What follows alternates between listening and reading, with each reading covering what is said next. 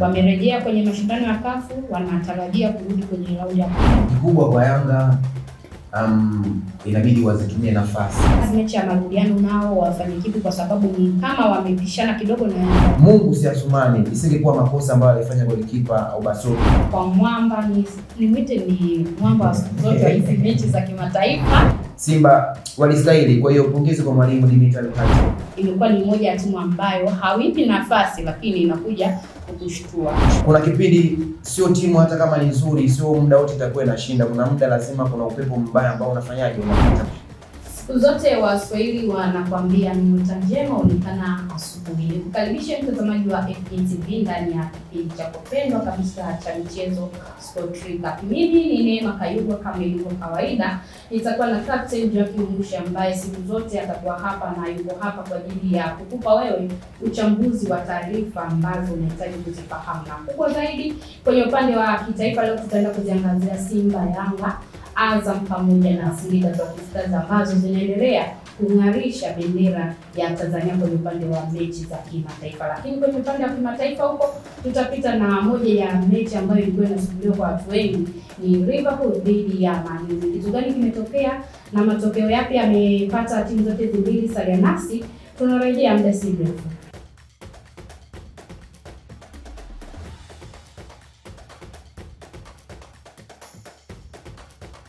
Kama tunavyojua na kama tunavyofahamu, hii ni Sport Recap. Jackie Mushi uko hapa kwa ajili ya kukupa yote ambayo unahitaji kuyafahamu. Jumatatu tulivu kabisa ambayo tunaianza vizuri kwa wale mashabiki wa Man U, lakini tunaianza vizuri kwa Watanzania wote, kwa sababu asilimia 80 Mushi ya vilabu vyetu vya hapa ndani Tanzania vimeanza vizuri kwenye raundi ya pili, mchezo wa kwanza kwa ajili ya kufuzu kwenye hatua ya makundi. Tuanzie kwa upande wa habari zetu za hapa ndani. Simba, Yanga, Azam pamoja na Singida Black Stars walikuwa kwenye upande wa kimataifa. Wamerejea kwenye mashindano ya CAF, wanatarajia kurudi kwenye raundi ya pili, mchezo wa marudiano. Tuanze kwa Yanga ambaye alianza mechi yake mapema ambayo kapoteza kwa bao moja. Ukiangalia nature ya mchezo ambao alikutana nao ilikuwa ni mchezo wa aina gani na kipi Yanga wafanye ili wasirudie makosa katika mchezo unaofuatia Benjamin Mkapa. Kikubwa kwa Yanga inabidi wazitumie nafasi, kwa sababu hii michuano tunajua huwezi pata nafasi 4-5. Unaweza kupata nafasi moja, basi hiyo nafasi moja inakupasa uitumie. Kwa sababu gani? Ukiangalia Silver Striker nafasi walopata ni ile moja, na ndio hiyo ambayo walitumia. Lakini tukirudi kwenye mchezo walikuwa 50-50. Yaani kama Yanga walikuwa wamewadharau wale Silver Striker, lakini kitu ambacho walikuja kuipata maradha ambayo walikuja kuipata Yanga ilionyesha kabisa kwamba hawa Silver Striker sio timu ya kawaida. Ukiangalia hata wachezaji wao, kuna mchezaji ambaye aliimbwa sana, sijui unanielewa, Kayugwa Chizivunga. Ni mchezaji ambaye alivuruga defense ya Yanga. Yaani alikuwa anaifanya vile jinsi anavyotaka. Angalia hata goli ambalo anapata Silver Striker ni uwezo binafsi, anachukua anapunguza wachezaji zaidi ya wawili, anatoka katikati. Nyinyi mnafanya kazi gani? Kwa hiyo Silver Striker ni timu nzuri, na hii Yanga sasa itakuwa ni somo kwao. Kocha wa timu ya Silver Striker alijua kabisa hawezi kucheza mpira wa pasi nyingi mbele ya Yanga. Akaamua aje na mipira mirefu, kwa maana pasi ndefu zimfikie mchezaji wote ambaye atakuwa mbele ama kwenye 18 ya Yanga. Ukiangalia hata aina ya goli, mpira ulianzia kwa kipa, ukamkuta Chizivunga. Baada ya pale akaukokota mpaka akamfikia yule ambaye alimpa pasi ya mwisho ya goli. Yaani sio alikokota, alidribble akapunguza watu zaidi ya wawili. Kuna Ndambwile alienda chini. Kwa hiyo unaona kabisa yani Yanga walikuwa wana shida eneo la katikati. Eneo la katikati Yanga walikuwa na tatizo. Mchezo wa marudiano kumaliziwa. Afanye kipi? Kikubwa kwa sababu kama hivi tunavyojua mwalimu mwenyewe hayupo, Manifosi. Kwa hiyo Yanga wana kitu cha kufanya. Kwa maana gani? Tunajua hizi mechi ni mechi ngumu. Wale Silver Striker tayari washaisoma Yanga. Wanakuja hapa wana advantage ya point 3, wana advantage ya goli moja. Kwa hiyo wao wanakuja kutafuta tu draw. Kwa hiyo Yanga wana mlima mkubwa wa kupanda. Tuje kwa Azam FC ambao walikuwa Zanzibar na walicheza na KMKM. Wamepata ushindi, lakini mpira mzuri. Kocha Ibenge huyo kama ameanza kuipatia Azam mafanikio ambayo walikosa miaka 10 iliyopita. Ibenge ni kama tayari kasha seto aina ya uchezaji wake ndani ya Azam. Ukiangalia Azam unajua tu kabisa Azam wasipopata goli kipindi cha kwanza basi wanaweza kupata kipindi cha pili. Wana watu ambao tayari wanatamani ama wana kiu ya mafanikio. Muangalie mtu kama Gift Kitambala ambaye ana score goli la kwanza, unaona kabisa ni mchezaji ambaye ana hamu ama ana uchu. Sio kuna mchezaji mwingine akifika Azam anakuwa tayari kasharizika. Lakini ukiangalia wachezaji wengi wa Azam ni kama wanatamani kufikia mafanikio makubwa. Angalia Pascal Msindo anafunga free kick. Hii inaonyesha kwamba tayari mwalimu anamwamini na yeye mwenyewe tayari ashapata ile confidence ya kujiamini. Kwa hiyo kwa Azam FC ni wao wenyewe tu. Kwa Azam FC nilichokiona Mushi, hali ya upambanaji kwa wachezaji imeongezeka sana. Lakini ukiangalia combination ya timu inaonekana kuanzia goalkeeper, unakuja beki, unakuja kiungo mpaka eneo la mshambuliaji. Azam FC tuipe asilimia ngapi kwenda hatua ya makundi ambayo itakuwa ni historia kwao, itakuwa ni furaha, kila kitu yani kwao? Kwa mimi hapa Azam FC na hapa asilimia 90 za kufuzu kwenda hatua ya makundi. Maana gani? Tunajua KMKM ni wenzetu, ni ndugu zetu, wanatoka hapo visiwani, lakini sioni kwamba watakuja kwa hapa Azam game kubwa Chamazi. Kwa maana gani? Azam kama walivyosema sasa hivi timu yao imeshaungana. Ukiangalia upande wa mabeki, upande wa viungo, upande wa striker, unaona kabisa ni timu ambayo inacheza kwa combination, tayari wameshaungana. Kwa hiyo sioni KMKM kuja upande wa meza ndani ya Chamazi. Kipi kimebadilika kwa Sopu wa Coastal Union na Sopu wa Azam FC? Simuone aking'ara zaidi. Bwana mdogo Sopu, unaona kilichomfilisha ama kinachomfilisha ndani ya Azam ni yale majeraha. Unajua ukipata majeraha Kayugwa, kurudi moja kwa moja inachukua muda. Kwa maana gani? Bado utakuwa unahofia zile injury, una miguso ambao mwenyewe unajua kabisa hapa nikigusana naweza nikarudi kwenye injury. Pia sio kwamba Sopu ni mbaya, lakini aina ya timu ambayo yupo. Sijui unaelewa. Coastal Union master nadhani walikuwa wanajulikana. Una Mwamnyeto, una wewe sijui Sopu, walikuwa wakina Albano, sijui unaelewa. Lakini kwa Azam unajua kuna watu wengi, kuna Sonsa wakina Faisal, sina wakina Kanute, wakina Gift Kitambala. Kwa hiyo Azam ni tofauti na Coastal Union. Kinachotakiwa bwana mdogo Sopu aendelee kupambana. Sopu aendelee kupambana. Tuje kwa Singida Black Stars. Moja ya timu ambayo inakuja kufanya mapinduzi makubwa kwenye upande wa ushindani. Umeona? Amepata draw ya hapa moja kwa moja. Ugumu ulionekana sana kipindi cha kwanza mpaka Chama alipoamua kutumia sasa akili zake. Niweze kusema la goli la kwanza la uongozi. Wameenda dakika 10 hazikupita. Wakaruhusu bao na kuenda mzani 1-1. Singida Black Stars mechi ya marudiano nao wafanye kipi, kwa sababu ni kama wamepishana kidogo na Yanga, wenyewe wamedraw, Yanga kapoteza. Kayugwa moja ya timu ambayo msimu huu mimi nakuahidi inaweza ikafika mbali ni Singida Black Stars. Kwa maana gani? Ukianza kuangalia Singida jinsi ilivyotengenezwa, mwalimu wao Miguel Gamondi ni mwalimu wa aina gani, wachezaji ambao wapo sasa hivi Singida Black Stars, unaona ni wachezaji ambao washapita baadhi ya vilabu vikubwa, washacheza baadhi ya mechi kubwa. Kwa hiyo wanajua ni jinsi gani wacheze mechi za mtoano. Ukirejea mchezo wa jana Singida Black Stars dhidi ya Flambeau, unaona kabisa Clatous Chama anaonyesha ubora wake, ana score, lakini Mungu si Asumani, isingekuwa makosa ambayo alifanya golikipa Obasogi. Kuna namna Mushi nikatishi kidogo, nitamani ninapoiangalia ile mechi niingie kwenye TV nipige hata kibao cha kumshukuru ile golikipa. Ule mpira aliwaza nini yani kufanya vile? Yaani iko hivi, kuna baadhi ya clip tulikuwa tukiziona tunaona hii kompyuta. Sio unaelewa, ndio kama ile ya jana, lakini sio kompyuta, hiyo ni uhalisia. Golikipa unaporudishiwa kuna maamuzi mawili, either urudishe hivyo hivyo au kama kuna mtu wa karibu unaweza kucheza naye. Lakini kwa kitu ambacho alifanya golikipa mkubwa kama yule, kumbuka ni golikipa wa national team ya Nigeria na anaitwa national team. Sasa sijui alikuwa anafanya nini, sijui alikuwa anafikiria nini, labda alikuwa anaona labda mshambuliaji yuko mbali, lakini tunajua yeye alikuwa anatuliza, yule anakuja na siku tunaambiwa mtu anayekuja na yule ambaye anakuja anayefuata mpira anakuwa na kasi zaidi. Kwa hiyo ni mistake ambayo alifanya, lakini tukumbuke pia ni binadamu, lakini imewakosti. Singida Black Stars makosa ya golikipa wao yamewakosti kupata pointi 3 za ugenini. Tuje kwa tumalizie sasa kwa mwamba, nimwite ni mwamba wa siku zote wa hizi mechi za kimataifa. Msininukuu vibaya, ni aina ya uchezaji ambao Simba amejitoa kwenye upande wa michezo ya kimataifa. Anaweza akaa mbovu kote, lakini Simba akifika kwenye upande wa kimataifa kuna namna kama ule utimu unaongezeka. Jana unamuona akiscore mabao 3. Kwenye taifa ambalo alishaenda akapata matokeo, lakini kwa siku ya jana hali ya hewa ya pale kilikuwa kibaridi.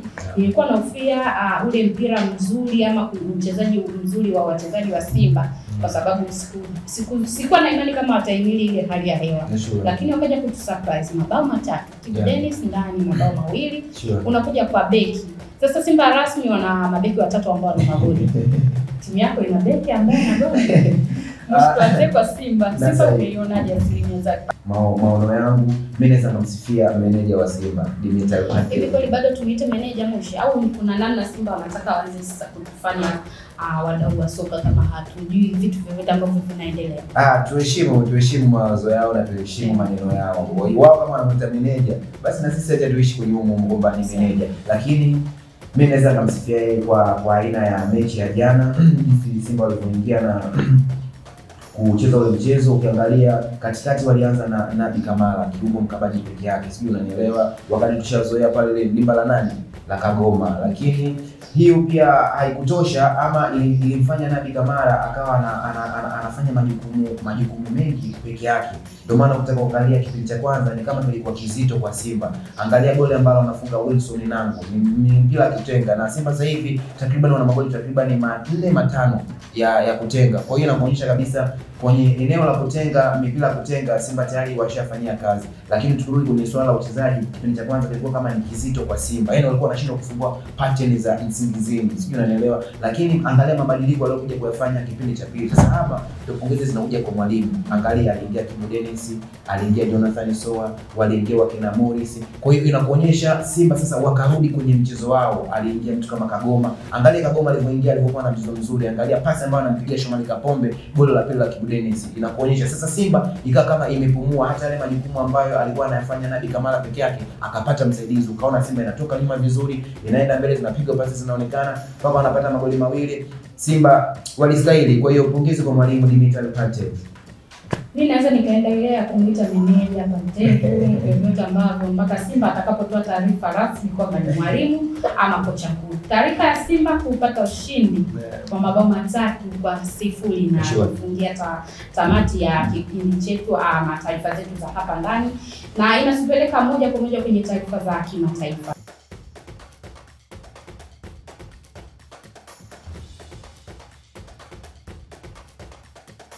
Hapa Moshi kubwa zaidi bwana, unaambiwa jogoo wa shamba hawiki mjini, na kama yakiwika huyo basi sio jogoo. Jogoo inategemea na jogoo aina gani. Maana sasa hivi kuna majogoo aina nyingi, na kwa hiyo kuna majogoo ambao hawawiki. Ila kwa hiyo jogoo sijajua unamsemea jogoo hiyo. Jogoo ambaye tunamwongelea hapa ni Liverpool, ambaye siku ya jana kashindwa kuwika akiwa nyumbani kwake mbele ya Manchester United ambayo iko chini ya kocha Ruben Amorim. Ilikuwa ni moja ya timu ambayo hawipi nafasi, lakini inakuja kukushtua. Katika mchezo wa jana watu wengi walisema kwamba Liverpool akiwa nyumbani anakuwa ni mtu mwingine kabisa, lakini dakika ya pili tu akaruhusu bao. Bryan Mbeumo. Kwa Liverpool kupoteza mechi ya 4 mfululizo chini ya kocha Ancelotti. Unaiongeleaje na nini kifanyike kwa Liverpool? Ancelotti ana kitu cha kufanya na sio kidogo. Kwa maana gani? Ukiangalia Liverpool wamespendi hela nyingi sana kwa usajili waliofanya. Kwa hiyo mashabiki ama mabosi wa Liverpool hategemei Liverpool kuendelea na huu mwenendo. Kama ulivyosema, huu ni mchezo wa 4 mfululizo Liverpool anapoteza. Alipoteza dhidi ya Crystal Palace goli 2-1, akaja akapoteza goli 1 dhidi ya Galatasaray, akaja akapoteza goli 2 dhidi ya Chelsea. Leo hii kapoteza goli 2-1 dhidi ya Manchester United. Sidhani kama mabosi wanaridhika na uwezo wa Ancelotti, lakini ukitaka kuangalia kwa mchezaji mmoja kwa majina, Liverpool wana wachezaji wazuri, lakini ukija kiwanjani hichi ambacho kinatokea Liverpool, kuna kipindi sio timu hata kama ni nzuri, sio muda wote itakuwa inashinda. Kuna muda lazima kuna upepo mbaya ambao unafanyaje, unapita. Kwa hiyo kwa Ancelotti inabidi atake reaction mapema.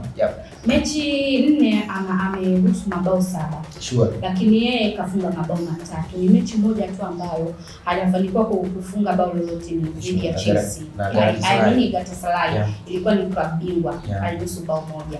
Lakini hapo kwa upande wa Liverpool walifanya sajili kubwa ambazo zilitikisa kidogo kwenye upande wa usajili. Kwa nini hazifanyi vizuri?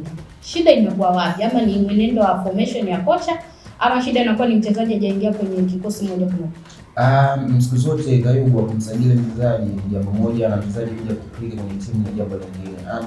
Hapo tunamzungumzia sana na watu wengi wanamwangalia sana Alexander Isaac, kwa maana tunajua yeye ndo dakika za mwisho ndio alofunga dirisha la usajili. Kwa hiyo watu wengi walikuwa wanaamini kwamba ujio wake pale ukimuongeza Hugo Ekitike, ukimuongeza Mohamed Salah, wakina Gakpo. Kwa hiyo watu wengi walikuwa wanaamini kwamba Liverpool itakuwa ni moto. Lakini angalia Liverpool ni nzuri maeneo gani? Ni mbele, lakini ukija eneo lao la backline unaona kabisa Ibrahim Konate na Van Dijk tayari umri umeshasogea. Kuna speed wanakutana na vijana hawawezi kuhandle hizo pressure. Kwa hiyo kwa Liverpool wana kitu cha ziada cha kufanya, na kitu kingine ni kusajili ama kumuongeza mtu ama kuongeza nguvu hawa watu wawili ambao ni Van Dijk pamoja na Ibrahim Konate.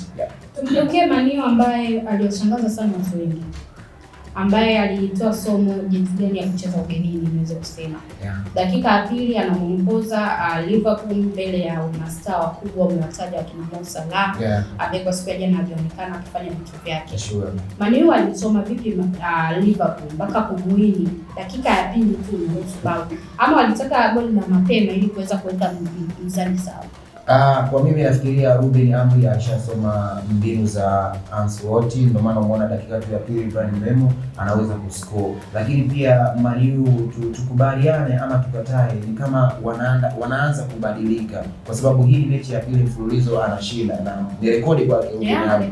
Sio, unaelewa? Kwa hiyo kwa Manchester United walicheza vizuri kila eneo, unaweza kusifia kuna Matheus Cunha, kina bwana mdogo, kina Amadi. Kwa hiyo unaona kabisa Manchester United taratibu wanaanza kujipata. Sasa sijui kama muendelezo utaendelea ama ni wachezaji wa game kubwa.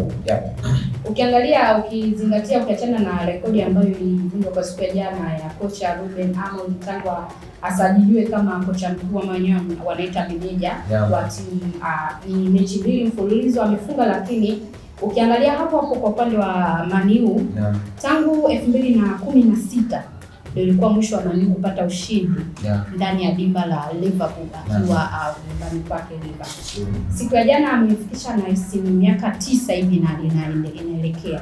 Kwa ni rekodi ambazo zimeendelea kuvunjwa. Lakini hapo Mushi tangu kocha na Ancelotti kwa kuwa kocha, yani achukue kile cheti na kuwa kocha Liverpool amepoteza mechi 4 mfululizo, haijawahi kutokea. Kwa hiyo kuna aina ya mechi ambayo imeleta msisimko wa historia nyingi kuvunjwa, zingine kuandikwa. Na nzuri zaidi ni Harry Maguire. Sawa, sisi hatuna la ziada ndani, muda umetupa mkono. Taarifa tulikuwa nazo nyingi, na zile ambazo hatujaziongelea hapa basi endelea kufuatilia mitandao yetu ya kijamii FJTV Instagram, lakini YouTube FJ_TV. Sisi hatuna la ziada undani. Mimi ni Neema Kayugwa, nilikuwa na Captain Joakim Musha ambaye alikupitisha kwenye taarifa zote kindani zaidi. Na YouTube, wewe Instagram unapatikana kwa jina gani? Instagram unapatikana kwa Joakim Zeno Mushi, TikTok Joakim Zeno Mushi, Facebook Joakim Mushi. Hiyo tu Joakim Mushi. Okay. Mimi ni Neema Kayugwa_tisa. Lakini leo nilikuwa napenda niondoke kama Harry Maguire. Unaondoka kama Harry Maguire. Sawa. Kama Harry Maguire, lakini mimi nitaondoka kama Uchizi Ponga.